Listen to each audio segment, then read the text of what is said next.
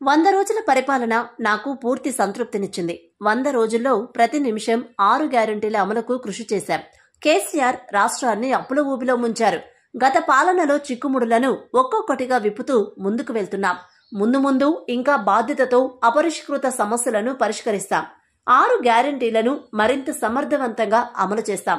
3 నెలల్లోనే 30,000 ఉద్యోగాలను భర్తీ చేసి మా ప్రభుత్వం చరిత్ర సృష్టించింది.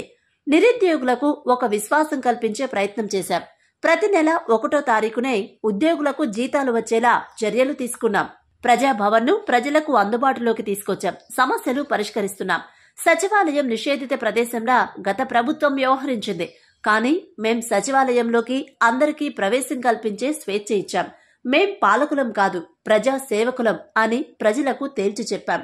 ప్రజా సంఘాలతో ప్రభుత్వ నిర్ణయాలపై సలహాలు స్వీకరించాం. ఈ ప్రభుత్వంలో అందరినీ భాగస్వాములను చేస్తున్నాం. మార్పు మొదలైంది, మార్పు జరుగుతోంది అని ప్రజలకు నమ్మకం కలిగిస్తున్నాం. విభజన సమస్యలను ఒక్కొక్కటిగా పరిష్కరించుకుంటున్నాం. తెలంగాణ హక్కుల సాధన కోసం ప్రధాని, కేంద్ర మంత్రులను కలుస్తున్నాం. రాష్ట్రానికి రావాల్సిన నిధులపై సంప్రదింపులు జరుపుతున్నాం. కేంద్రంతో పక్క రాష్ట్రాలతో గిల్లికజ్జాలు పెట్టుకోవడం లేదు. కేంద్ర రాష్ట్ర ప్రభుత్వాల మధ్య సత్సంబంధాలు కొనసాగిస్తున్నాం. జయ జయ హే తెలంగాణ గీతాన్ని రాష్ట్ర గీతంగా ఆమోదించుకున్నాం. తెలంగాణ అభివృద్ధికి మా మంత్రులు, ఎమ్మెల్యేలు కష్టపడి పనిచేస్తున్నారు.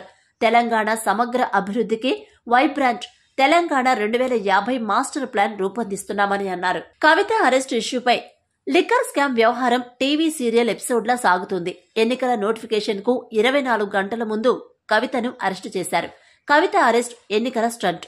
సానుభూతితో బీఆర్ఎస్ అరెస్టు చర్యలతో బీజేపీ ఓట్లు కొల్లగొట్టాలని చూస్తున్నాయి. కవితను అరెస్టు చేసే సమయంలో కేసీఆర్ అక్కడకు రాకపోవడాన్ని ఎలా అర్థం చేసుకోవాలి?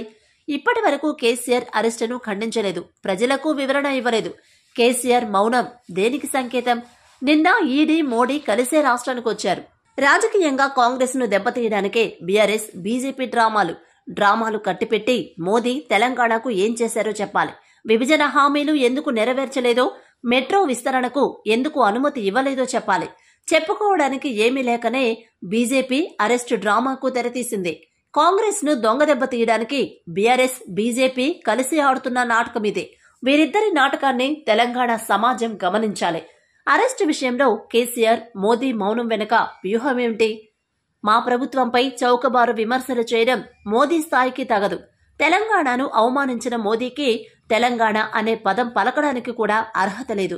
10 ఏళ్ల కేసీఆర్ అవినీతిపై ఎందుకు విచారణ చేయలేదో బీజేపీ నాయకులు సమాధానం చెప్పగలరా?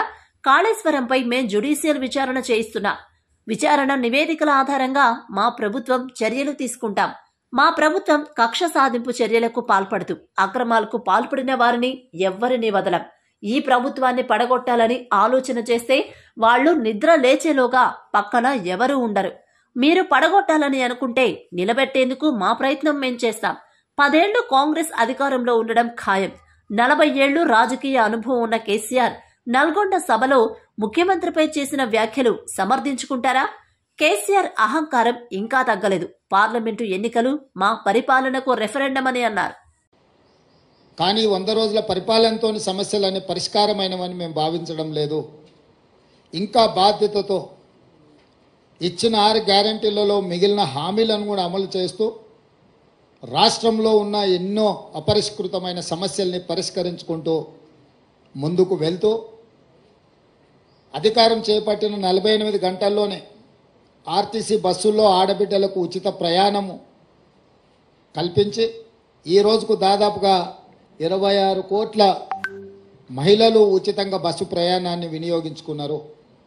రాజీవ్ ఆరోగ్యశ్రీ ద్వారా 10 లక్షల రూపాయలు ఉచిత వైద్యానికి కాంగ్రెస్ పార్టీ ఏర్పాటు చేసింది.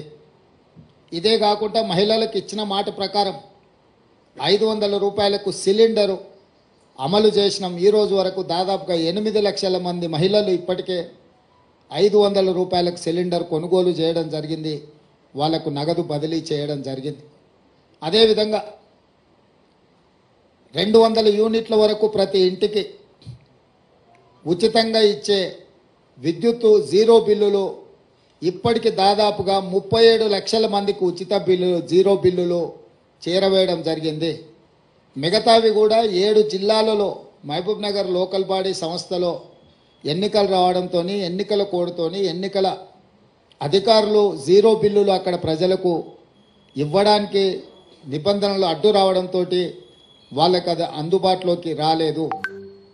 మొన్నటికి మొన్న ఖమ్మంలో ఇందిరమ్మ ఇండ్లు 4.5 లక్షల ఇండ్లు ప్రతి నియోజకవర్గంలో 3,500లతో ఇవ్వడమే కాకుండా 22,500 కోట్ల రూపాయలతోని ఇందిరమ్మ ఇండ్ల నిర్మాణ కార్యక్రమాన్ని కూడా లాంఛనంగా ప్రారంభించుకున్నాము.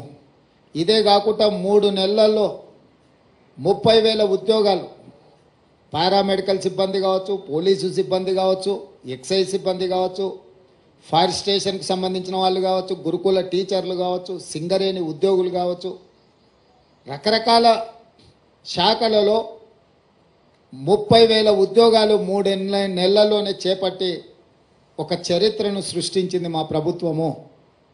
తెలంగాణ పబ్లిక్ సర్వీస్ కమిషన్ను లోపభూయిష్టంగా తయారు చేసి అవినీతికి ఒక అడ్డాగా మారుస్తే ప్రక్షాళన చేసి పబ్లిక్ సర్వీస్ కమిషన్ నూతన కమిషన్ నియమించడమే కాకుండా గ్రూప్ 1 ఇతర ఉద్యోగ నోటిఫికేషన్లు కూడా ప్రకటించి నిరుద్యోగ యువకులకు ఒక విశ్వాసాన్ని నమ్మకాన్ని కలిగించే ప్రయత్నం చేసినాము. పన్ను ఎగవేతదారుల మీద కూడా కఠినంగా వ్యవహరిస్తూ ప్రభుత్వానికి రావాల్సిన రాబడులు ఆదాయాన్ని స్థిరీకరించుకుంటూ ప్రభుత్వ ఉద్యోగులకు జీతాలు ఇవ్వలేని పరిస్థితి, పెన్షనర్స్కి ఎప్పుడు పెన్షన్ వస్తుందో తెలియని పరిస్థితి నుంచి ప్రతి నెల 1వ తారీఖు నాడు ప్రభుత్వ ఉద్యోగుల ఖాతాలలో జీతాలు వేసి పెన్షన్దారులకు కూడా వాళ్ళ పెన్షన్ సరైన సమయంలో 1వ తారీఖు నాడే వచ్చే విధంగా మా ప్రభుత్వం చర్యలు చేపట్టింది. మీరందరూ కళ్ళారా చూస్తున్నారు.